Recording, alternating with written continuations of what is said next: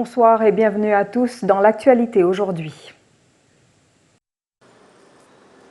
Après Harvesh Sigolam, Jitendra Bisesar a été arrêté et inculpé dans l'affaire MIC Menlo Park Limited. L'ancien CEO de la Mauritius Investment Corporation répond d'une accusation provisoire de complot pour détournement de fonds.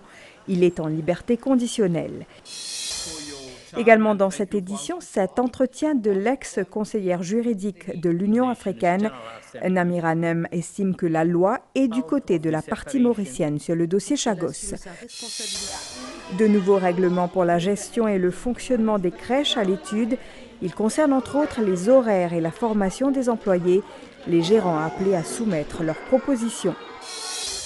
Journée de deuil national en Turquie ce mercredi après la mort d'au moins 76 personnes dans l'incendie d'un hôtel. 9 personnes ont été arrêtées, parmi lesquelles le directeur de l'établissement. Lumière sur Mangalo, un endroit d'où sont venus des esclaves au temps des Français. Cette partie de notre histoire sert de trame à un film documentaire dans le cadre des 190 ans de l'abolition de l'esclavage. Enfin, nous irons à Ferney, village qui a vu naître Maurice depuis l'arrivée des premiers Hollandais. Les siècles ont passé, mais Ferney est resté fidèle à son authenticité. Cette deuxième arrestation dans l'enquête MIC Menlo Park Limited, Jitendra Bisesar, ancien CEO de la Mauritius Investment Corporation, a été arrêté et libéré sous caution ce matin. Il répond d'une accusation provisoire de conspiracy to defraud. Le litige tourne autour du décaissement d'1 million de dollars pour la réalisation de sondages lors des élections générales. Le récit de Kavinta Pessar. Après plusieurs séances d'interrogatoire conduites sous la supervision de l'ASP DeSoy à l'Anti-Money Laundering Unit du Central Investigation Department, l'ex-CEO de la Mauritius Investment Corporation, Jitendra Bisesar, a été arrêté ce matin. Son arrestation est liée à l'enquête qui porte sur le décaissement d'1 million de dollars américains, équivalent à environ 45 millions de roupies, en faveur de Menlo Park Limited pour la réalisation de sondages dans le cadre des élections générales du 10 novembre 2024. Selon les éléments de l'enquête, une première requête de Menlo Park Limited à hauteur de 6,3 millions de dollars a été rejetée par le board du MIC le 17 octobre 2024. La deuxième requête de Menlo Park Limited à la MIC à hauteur de 1 million de dollars aurait été approuvée par le board du MIC le 29 octobre 2024. Cette transaction aurait porté préjudice à la Mauritius Investment Corporation. Jitendra Bisesar, qui était représenté par maître Shyam Servan Singh, a été traduit en cour intermédiaire de Port-Louis devant le magistrat Prashant Bissoon sous une charge provisoire de conspiracy to defraud. Il a obtenu la liberté conditionnelle après avoir fourni 2 cautions de 250 000 roupies chacune et signé une reconnaissance de dette de 5 millions de roupies. La police n'a pas objecté à sa libération. Il a toutefois interdiction de quitter le pays. Nous revenons sur le dossier Chagos. Vous le savez, les négociations à Londres ont abouti à un document final qui doit être avalisé par les cabinets ministériels à Maurice et au Royaume-Uni. Ce soir, nous donnons la parole à l'ambassadrice Namira Nem, ex-conseillère juridique de l'Union africaine, qui connaît très bien ce dossier.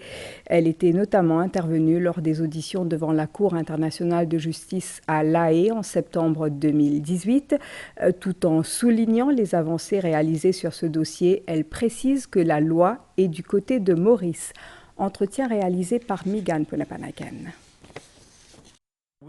Le 25 février prochain, cela fera 6 ans depuis que la Cour internationale de justice a rendu son avis consultatif sur les conséquences de la séparation de l'archipel des Chagos de Maurice. Le docteur Namira Nem était à l'époque conseillère juridique de l'Union africaine et était intervenu lors des plaidoiries à La Haye.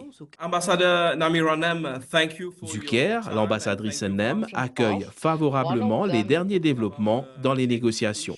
If we look at it from the legal perspective, I would say, okay, this has been a long time and it's an overdue agreement to be signed and finalized and implemented. But if you look at it from a realpolitik perspective, this is I would say, a very strategic spot in the world where an agreement on transferring sovereignty or taking any decision in relation to it affects world security and the big powers. So that is why, if you think about it from that realistic perspective, well, 6 years, I would say, in general, they are okay because we're still negotiating, and sometimes negotiations take much longer than that. Sollicité pour un commentaire quant au fait que la ratification de l'accord soit suspendue à l'avis du président américain Donald Trump, l'ambassadrice Namira Nem se dit sceptique. Very early to predict. Why I'm saying this, although I know this is one of the first files I think that will be looked into, the team of President Trump, they have already been aware of the agreement, the negotiations, and they raised several flags. I cannot say that I'm happy with subjecting an agreement to more approvals. Notre interlocutrice souligne par ailleurs que le dossier Chagos a servi d'exemple à de nombreux pays à travers le monde dans leur quête de justice.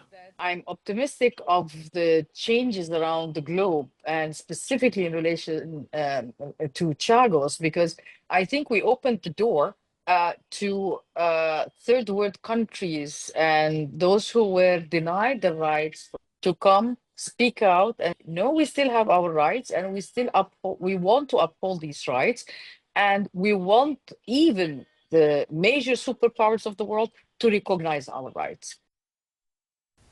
Si vous avez des enfants à la crèche, ceci vous concerne. Le ministère de l'Égalité des genres se propose de revoir les règlements autour du fonctionnement et de la gestion des crèches. Ariane Navarre-Marie a déjà eu 2 rencontres avec les responsables de ces établissements. Parmi les premières propositions avancées, la révision des heures d'opération et la formation des carers. Annabelle Volbert. Cette école de la Brightfield International School a ouvert ses portes au mois de septembre de l'année dernière. Cette crèche accueille des nourrissons de 6 mois. Ils y restent jusqu'à leurs 2 ans. 5 puéricultrices s'occupent quotidiennement de la vingtaine d'enfants, un métier qui n'est pas de tout repos. Une puéricultrice, nous capable d'y un petit peu comme une maman pour ces enfants qui passent plus de heures à la garderie avec eux. Une puéricultrice, c'est ça qu'on tout ce petit qui est avec lui. Et aussi, les besoins connaissent parce que les besoins connaissent comment pour développer. À cet âge-là, c'est en plein développement. Surtout quand nous disons qu'ils ont une compétence qu'ils ont besoin pour apprendre dans la vie. Pour arriver à tout faire, il faut une bonne formation. C'est d'ailleurs ce que veut encourager le ministère de l'Égalité du genre. La ministre Ariane Navarre-Marie a rencontré cette semaine les responsables des crèches. Il s'agissait de recueillir les propositions en vue d'amender les Child Daycare Regulations de 2022. Fini la proposition, la nécessité de standardiser les qualifications des caregivers qui travaillent dans une crèche. Nous finissons que aussi l'espace qui les enfants, qui les crèches, visant respecter. Fin aussi cause l'heure d'ouverture et de fermeture. Nous demandons le gouvernement, est-ce qu'ils peuvent venir avec un LED, par exemple? Est-ce qu'ils ne pourraient pas mettre un genre de roster système, sachant qu'à ce moment, ça veut dire prendre plus d'employés? Autre proposition, c'est la révision de la durée de transition d'un enfant dans un centre d'éveil avant son admission dans une école maternelle. Disons, si l'enfant il a 3 ans en août et en cours d'année, et l'enfant lui besoin aller. Et quand l'enfant allait, des fois, bien souvent, il n'a pas de place dans l'école maternelle, parce que dans l'école maternelle, il finit par prendre des enfants depuis janvier, et il n'y a pas de place pour accueillir de nouveaux enfants. Et donc, bien souvent, ces enfants-là retrouvent à la maison et arrêtent de bonnes activités que nous pouvons proposer dans son éveil. Le ministère de l'Égalité du genre et du bien-être de la famille lancera prochainement un appel à proposition pour permettre à davantage de crèches du pays de s'exprimer sur les changements à apporter au règlement de 2022.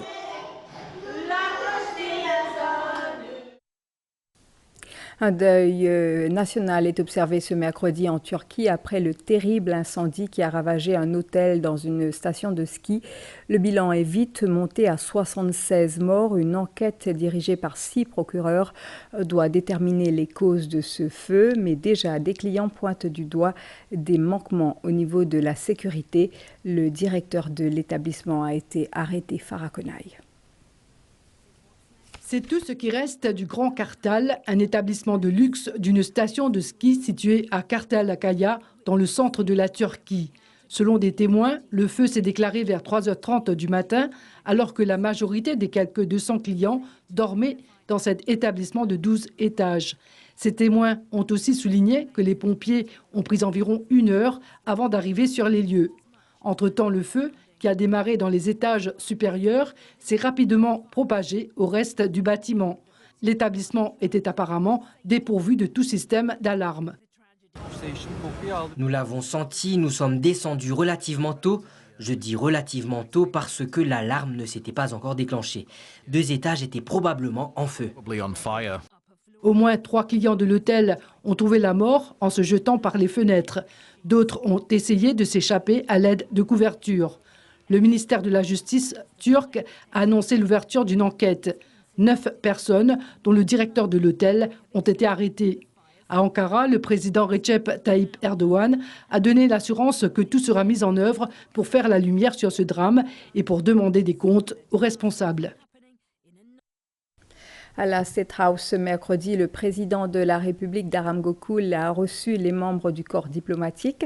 Une première rencontre formelle depuis sa prise de fonction en décembre dernier. Maurice entretient des relations diplomatiques avec pratiquement tous les 193 pays membres des Nations Unies et un certain nombre d'entre eux ont contribué au développement du pays, a souligné le président. Il a souhaité que le partenariat soit renforcé dans des secteurs comme l'éducation, la lutte contre le changement climatique et la sécurité maritime. Voici un extrait du discours du président de la République.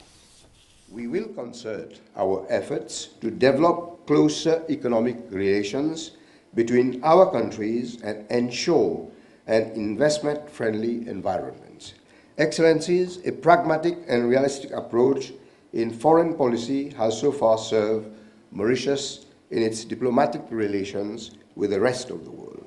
Your countries have contributed to the development of Mauritius, and we are keen to consolidate our partnership in many areas such as education, action for climate change and ocean security. Il existe depuis le 1er janvier dernier de nouvelles réglementations autour de l'utilisation des drones sous les Civil Aviation and Man Aircraft System Regulations 2024. Tout utilisateur de drones, qu'il soit pour usage récréatif ou professionnel, doit s'enregistrer auprès de l'aviation civile avant de le faire voler. Les détails avec Candy Bangra. L'aviation civile souhaite, avec ces nouvelles lois, mieux contrôler l'espace aérien et réguler le nombre de drones en circulation dans le pays. Ces mesures interviennent après plusieurs cas détectés de drones survolant des zones restreintes au cours des 2 dernières années. Ces incidents ont motivé la mise en place de cette réglementation. À ce jour, une centaine de personnes ont déjà soumis leur demande d'enregistrement auprès de l'aviation civile. La personne qui peut opérer drone là, il faut besoin de nous tout ce de données. À ce moment, nous prenons une base de données, la personne qui est propriétaire de sa drone là et qui peut opérer drone là, et aussi une base de données de tout le drone qu'on a à avoir. En s'enregistrant, les autorités pourront également avoir accès au numéro de série du drone permettant de remonter jusqu'au propriétaire en cas de besoin. De plus, le niveau de compétence des opérateurs sera évalué afin de garantir une utilisation responsable et sécurisée. Du moment où nous faisons des affaires certifiées, il devient un peu complexe. Puis l'autre là, il besoin de démontrer l'autorité qui a sa compétence.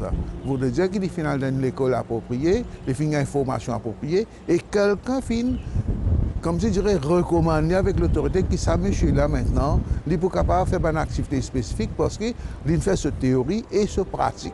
Melvin Madelon, opérateur de drone spécialisé dans les tournages, a dû s'enregistrer pour continuer ses activités professionnelles dans le respect de la loi. Le ciel, justement, il y a beaucoup d'objets qui peuvent traverser. Par exemple, il y a un avion, un hélicoptère, un aéronef. Et maintenant, si nous ajoutons un nouveau élément dedans, c'est-à-dire par exemple le drone, il est important que ce drone-là vienne intégrer dans un plus large écosystème.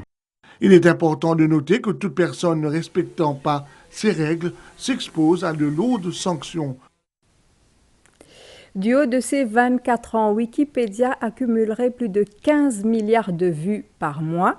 À sa naissance en janvier 2001, cette encyclopédie en ligne s'est donnée pour mission de rassembler et de connecter sur une même plateforme les savoirs du monde entier grâce à la contribution de millions de bénévoles. Depuis, Wikipédia a grandi et se place parmi les sites de recherche les plus sollicités, malgré la concurrence certaine de l'intelligence artificielle. Rupeshna Ojota. Engagé dans sa dernière ligne droite vers son quart de siècle d'existence pour 2026, Wikipédia affiche à son compteur plus de 60 millions d'articles ajoutés ou modifiés par mois dans plus de 300 langues. Ce site s'est imposé au fil des années comme l'un des plus consultés. Il est décrit comme la librairie connectée et apparaît en tête de liste des propositions sur les moteurs de recherche les plus prisés. Wikipédia, c'est 3500 volumes, mais ban volume qui n'écrit par ban humain. Et bien sûr, de temps en temps, je fais erreur, mais en général, ça va erreur corrigée par ban zimoun qui connaît. Donc moi-même, par exemple, depuis 2005, je contribue à Wikipédia. Et jusqu'à là, mon corrige, je crois 250 articles à peu près. Bon, c'est pas énorme, mais c'est des millions de personnes comme moi. Ça fait quand même pas mal de monde qui peut travailler gratuitement pour améliorer une affaire qui appartient à tout le monde. Dans un champ de mine de recherche d'intelligence artificielle et de médias sociaux, certains soutiennent que Wikipédia aura gagné son statut fiable pour tout type d'informations populaires appuyées par des références précises par rapport aux nouveaux venus. ChatGPT, c'est une machine qui n'a aucune subtilité humaine. Et en particulier, il n'y a aucune intelligence, c'est juste mathématique derrière, avec un algorithme, un informaticien, je comprends comment il marche. Et quand il est connecté à Internet pour accéder à l'information, il ne connaît pas les affaires vraies, il ne connaît pas les affaires fausses. Donc, si vous posez une question générale à ChatGPT, en général, il pourrait répondre à une affaire à peu près correcte. Mais nous, en 2025, il est important, probablement, que tout le monde soit literate dans tous les deux. Cette communauté Wikipédia, au service d'un savoir aux origines les plus variées, accessible à tous, comme toute donnée circulant en masse, doit être vérifiée à la source. Elle ne peut pas complètement remplacer ces encyclopédies rédigées envers et contre tous il y a des siècles. Nous allons à Perth, en Australie, où un récif artificiel a été aménagé pour réduire l'érosion côtière. Les premiers résultats sont concluants. Ils démontrent que cette structure a entraîné une réduction de 20% de la force des vagues. Elle a favorisé la vie marine. Le nombre d'espèces de poissons a presque doublé. Les scientifiques espèrent que ce modèle pourra être répliqué ailleurs, notamment sur les petits États insulaires. Les explications de Madhvija Garnett. Un récif artificiel installé dans un lagon en Australie montre des résultats prometteurs en matière de lutte contre l'érosion côtière. 135 modules de béton pesant 3,5 tonnes chacun ont été placés dans l'eau afin de tempérer la force des vagues.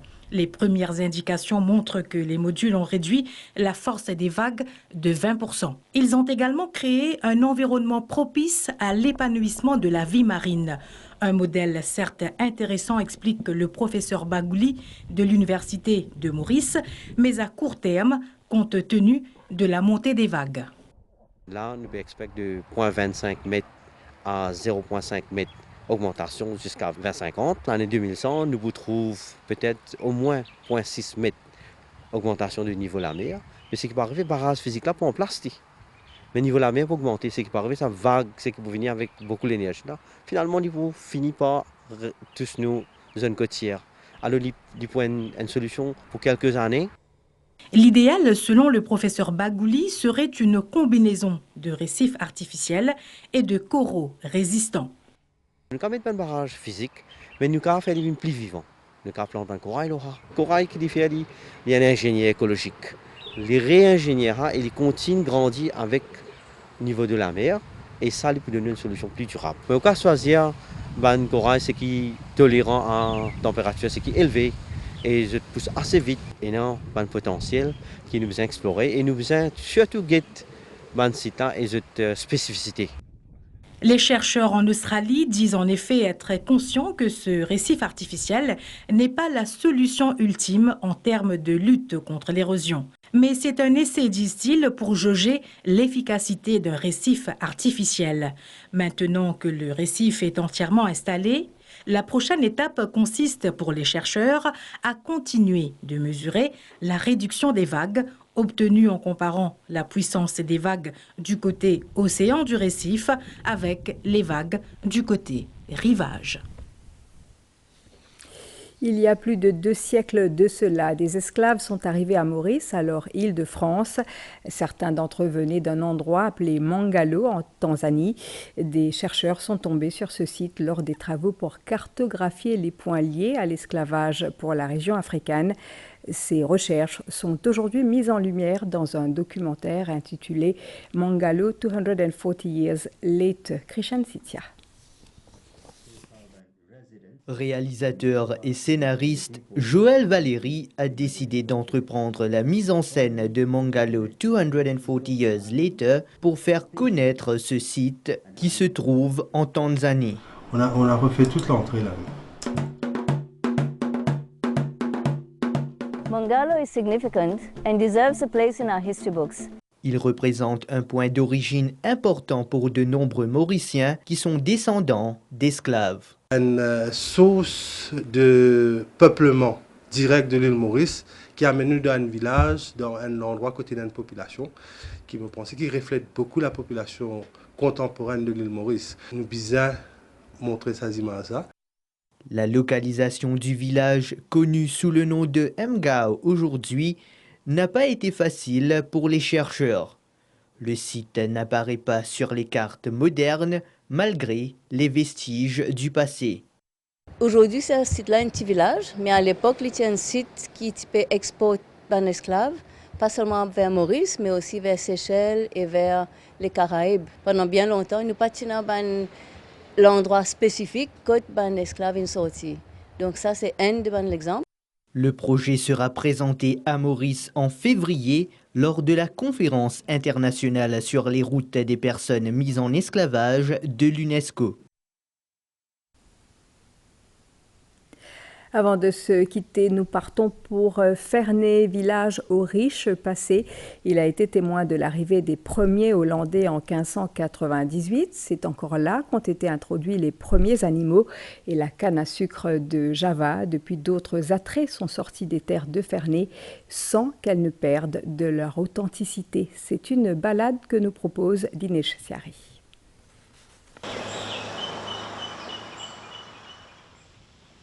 C'est ici, dans cette baie au large de Ferney, que les premiers navigateurs hollandais ont jeté l'ancre en 1598, sous le commandement de l'amiral Wybren van Marwijk. Et c'est ici également qu'ils ont introduit la canne à sucre de l'île de Java en Indonésie et aussi les premiers animaux. En 20 septembre 1598, quand l'amiral Van Marwijk et sur 3 bateaux, ils ont atterri dans Grand Port B, ils ont atterri ici quand ce monument-là a été, et ils ont annexé l'île Maurice, ils ont nommé Maurice, après Maurice de Nassau, ils ont prince. Et bien sûr, de 1599 à 1637, il y a un point de relâche, de ravitaillement pour les Hollandais. Beaucoup de bateaux passent par là, et que je capture de deux, je prends des lots, ça quand je paye voyage depuis Hollande pour aller vers l'Indonésie ou Batavia. Si le village de Ferney est connu comme le lieu où l'histoire du peuplement de Maurice a officiellement débuté, il offre bien plus que des monuments à découvrir. Non loin, nous rencontrons ce groupe de personnes travaillant pour une entreprise nationale de nettoyage. Ils sont en pause déjeuner.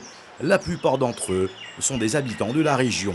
Il y a beaucoup de jolies places historiques ici, comme ici on appelle ça une chambre d'agriculture. C'est une plateforme d'agriculture. Auparavant, il y a beaucoup de personnes qui restent ici. C'est tout avec évolution, c'est tout quitter la zone n'allait. Mais il y a un joli petit village, que nous avons beaucoup de visiteurs, beaucoup de touristes qui viennent ici. Surtout, nous avons des petits enfants mauriciens, l'école, beaucoup de petits enfants qui viennent jusqu'à Chon, de venir visiter ce village-là ici. La vallée de Ferney, depuis bientôt 20 ans, est devenue l'endroit à visiter pour les touristes et les Mauriciens. Notre jeune guide Owen nous fait découvrir la vallée. C'est juste l'île Maurice de tout un plante là. Si peut-être je capte tout un bois d'ébène en France, c'est peut-être une importée de l'île Maurice, c'est pour ça qu'on appelle l'île endémique.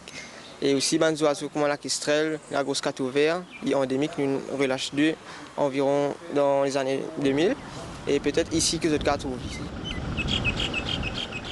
Et s'il existe un événement annuel étroitement lié au village, c'est bien le Ciel Ferney Trail qui, année après année, voit un enthousiasme grandissant des participants de Maurice et de l'étranger.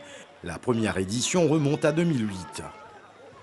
Il prend différentes formes, mais aujourd'hui, c'est le trail qui accueille le plus de participants à l'île Maurice. Donc nous avons à peu près 4000 participants sur le site en septembre.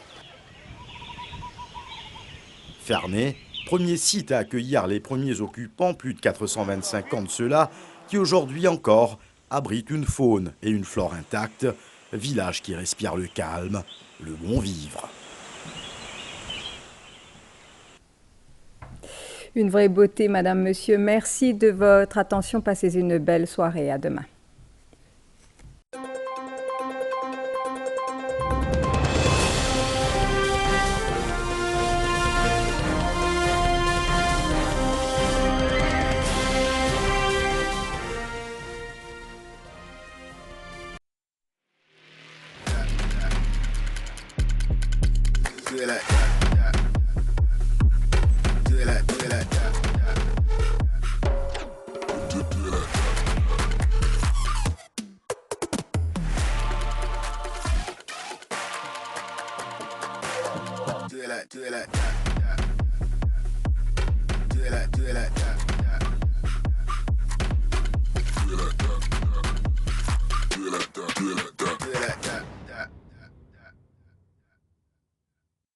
Vous cherchez une école pour les études secondaires de votre enfant. OSEP College, enregistré avec le PSEA, vous propose des classes de grade 7 jusqu'au grade 13. Des classes de grade 7 pour les élites et aussi des classes spéciales grade 12 avec revision pour grade 11. Chez OSEP, vous aurez des départements séparés pour garçons et filles, très modernes à des coûts très abordables. Inscrivez votre enfant dès maintenant à OSEP College à Port-Louis ou Cœur-Pipe, téléphone 670-0517. Visitez aussi notre site web le www.osepcollege.com. OSEP College, quality, discipline and performance. Vous avez travaillé dur pendant toutes ces années pour votre famille, pour vos enfants. C'est l'heure d'en profiter. Vous le méritez. Bénéficiez d'une retraite paisible avec Absa Bank. Avec Absa Pensional Savings, l'intérêt est payé chaque mois et en prime, un 13e mois d'intérêt. Absa Bank vous offre aussi d'autres avantages pour une retraite en toute sérénité. Visitez une branche Absa ou appelez sur le 402 000.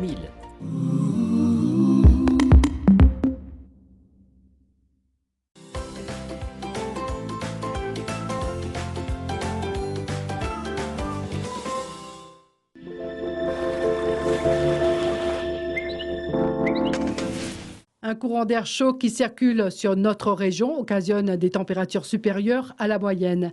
Parlons maintenant du temps. À Maurice, pas de système majeur à signaler, sauf pour quelques nuages qui s'approchent graduellement par l'est.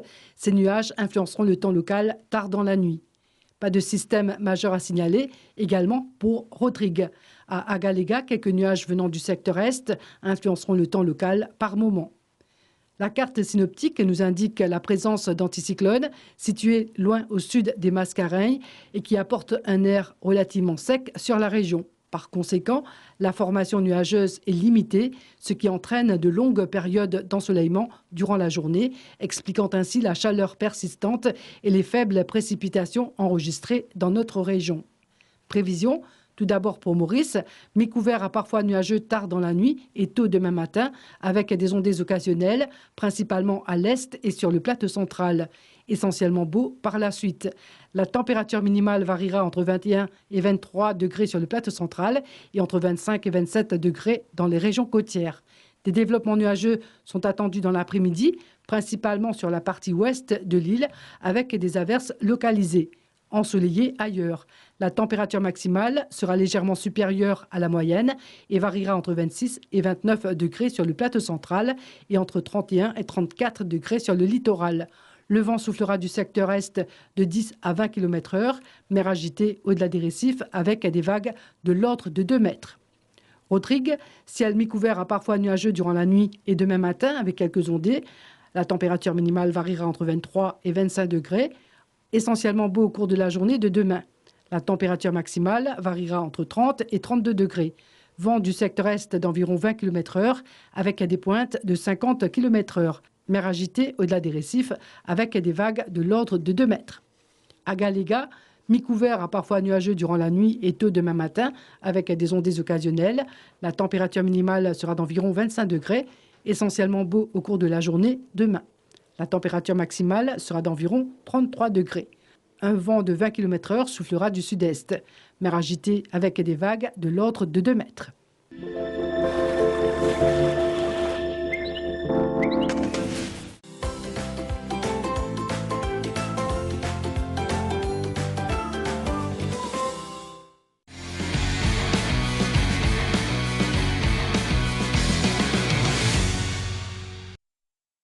Mesdames et messieurs, bonsoir et merci d'être avec nous pour cette page sportive. Le monde hippique est en ébullition. La Horse Racing Division ferme ses portes et ses pouvoirs passent sous le Gambling Regulatory Board. C'est ce que indique un communiqué de la Gambling Regulatory Authority émis ce mercredi. De ce fait, les bureaux de la HRD sont maintenant fermés et toute affaire concernant les courses hippiques doit être adressée au bureau de la GRA au Newton Tower à Port-Louis. Une décision qui cadre avec les démarches des autorités afin de restructurer le domaine hippique et de redonner confiance au public, précise le communiqué. Passons maintenant à une histoire qui allie sport et créativité. Anaïs Angeline, vice-championne du monde en saut en longueur à T37, est une athlète qui ne cesse de nous impressionner. Après de belles performances sur la piste, elle se lance désormais dans la création de tableaux réalisés avec du fil et des aiguilles. Ashley Sitana et son équipe se sont rendus chez elle à Rosehill pour découvrir son art de plus près. Voyons le reportage. Faire un bond dans la vie pour Anaïs Angeline ne se résume pas qu'en mettre sur la piste, mais aussi sur la toile. Elle a récemment découvert une nouvelle passion, la couture sur tableau. Depuis l'école, je fais là. Et de là, je fais TikTok. On trouve une vidéo d'une madame qui peut faire sa bande là. Et de là, on me dit, pourquoi pas essayer. Il y a beaucoup de monde qui croit que c'est la peinture, mais non. Mais quand on zoome bien sur l'image, c'est du fil.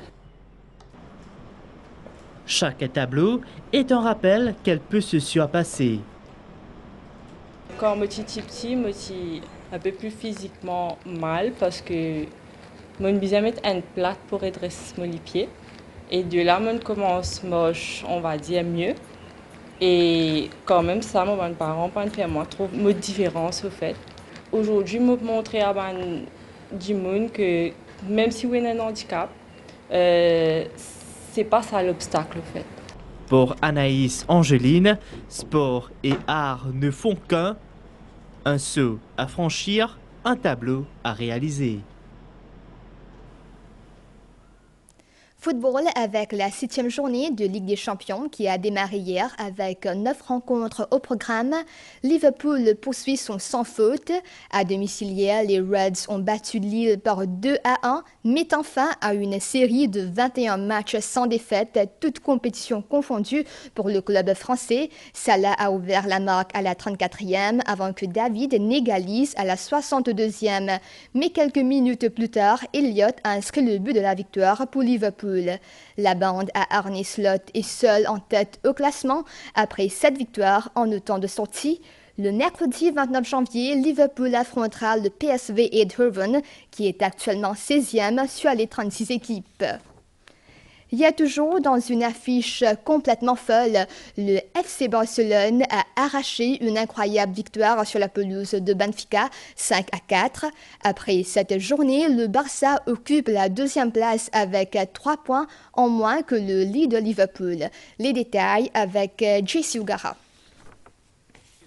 Mené 4-2 chez le Benfica Lisbonne à 12 minutes de la fin du match, le FC Barcelone a réussi une incroyable remontée pour finalement l'emporter 5-4 au bout du temps additionnel lors de cette 7e journée de la Ligue des Champions.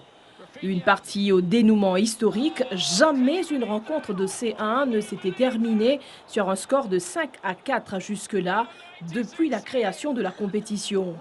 Parmi les autres résultats de cette 7e journée, la victoire de Monaco face à Aston Villa 1-0. Le choc de la soirée a tourné à l'avantage de l'Atlético Madrid face au Bayer Leverkusen 2-1. De son côté, la Juventus a fait match nul et vierge sur la pelouse de Bruges. Mauvaise opération pour Dortmund, battu sur la pelouse de Bologne, qui a égalisé et pris l'avantage en 2 minutes. Enfin, 2 équipes ont pris la porte. L'Étoile rouge de Belgrade, battue par le PSV, et Sturm Graz, humilié par l'Atalanta. Et en clôture de la 7e journée de la Ligue des Champions, les 9 autres matchs seront joués ce soir.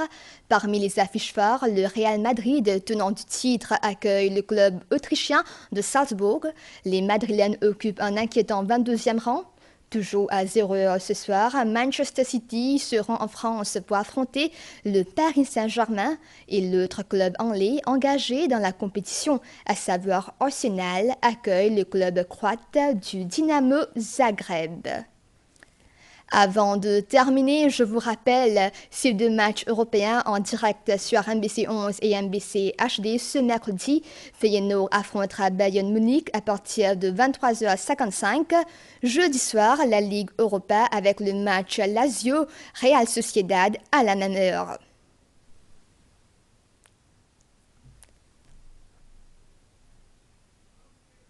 Voilà donc, c'est ici que prend fin cette page des sports. Merci de l'avoir suivi. Bonne soirée sur les chaînes de l'NBC. À bientôt.